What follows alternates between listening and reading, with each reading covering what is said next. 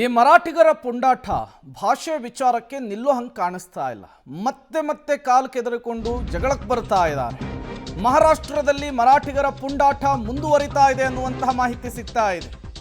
KKRTC bus ಚಾಲಕನ ಮುಖಕ್ಕೆ ಮಸಿ ಬಳೆದು ಮತ್ತೊಮ್ಮೆ ಅಟ್ಟಹಾಸ ಮೆರೆದಿದ್ದಾರೆ. ಜೈ ಮಹಾರಾಷ್ಟ್ರ ಅಂತ ಹೇಳಿಸಿ ಪುಂಡಾಟ ಪ್ರದರ್ಶನವನ್ನ ಮಾಡಿದ್ದಾರೆ.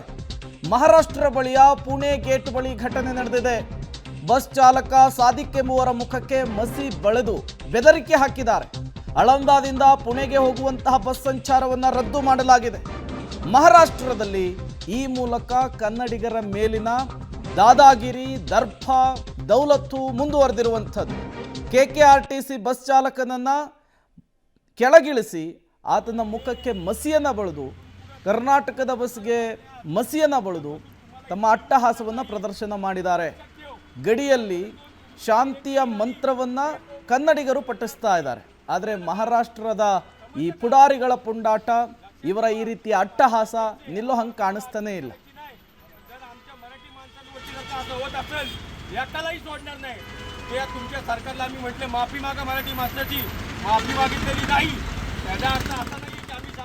ನೀವು ಕೂಡ ವಿಜುವಲ್ಸ್ ಅನ್ನು ಗಮನಿಸ್ತಾ ಇದ್ದೀರಿ.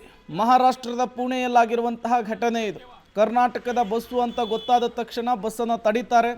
ಒಂದು ಕಡೆ ಕರ್ನಾಟಕದ ಬಸ್ಗೆ ಕಪ್ಪು ಮಸಿ ಬಳಿಯುವಂತಹ ಕೆಲಸ ಆದರೆ, ಮತ್ತೊಂದು ಕಡೆ ಬಸ್ಸಿನ ಚಾಲಕನನ್ನು ಕೆಳಗಿಳಿಸಿ ಆತನ ಮುಖಕ್ಕೂ ಕೂಡ ಕಪ್ಪು ಬಣ್ಣವನ್ನು ಬಡಿದು ಜೈ ಮಹಾರಾಷ್ಟ್ರ ಅಂಥೇಳಿ ಘೋಷಣೆ ಕೂಗು ಅಂಥೇಳಿ ಆವಾಜ್ ಹಾಕುವ, ದರ್ಪ ಮೆರೆಯುವಂತಹ ಘಟನೆ ಮತ್ತೆ ಮಹಾರಾಷ್ಟ್ರದಲ್ಲಿ ಮರುಕಳಿಸಿದೆ.